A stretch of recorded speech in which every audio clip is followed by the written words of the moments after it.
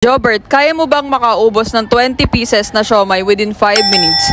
Kapag naubos mo, meron kang 1,000 pesos. Sige po. Sige po, nanginginig.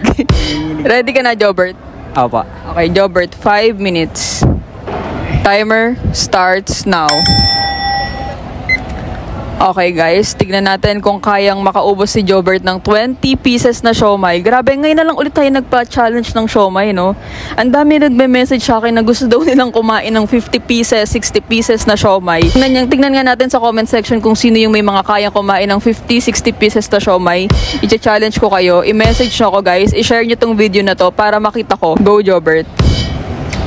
Grabe, parang kaya mo namang maubos to, Jobert. Para namang niloloko mo ko kanina na hindi mo kaya. Go, Jobert. Takot na takot si Jobert, baka daw di niya maubos eh. Ang akin lang, okay lang naman na di maubos. Basta busog ko yung mga nagcha-challenge ko. Parang bonus na lang kapag naubos nila, di ba? Meron silang 1,000 pesos. Nakakalima na si Jobert, oh. Busog na po ako. Busog ka na?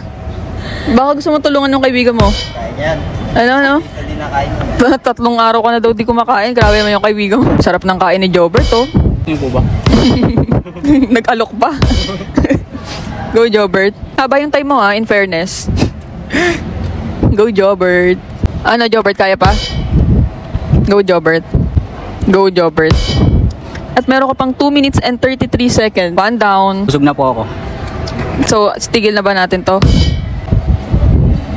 Jobert. Mahaba pa yung time mo eh. Hindi nga po. Salamat po. Ah, hindi na. Ako. Seconds. Kaya pa? Kaya pa. Kaya pa daw, kaya pa. 1 minute and 10 seconds. Sabihin mo sa akin kapag ayaw mo na.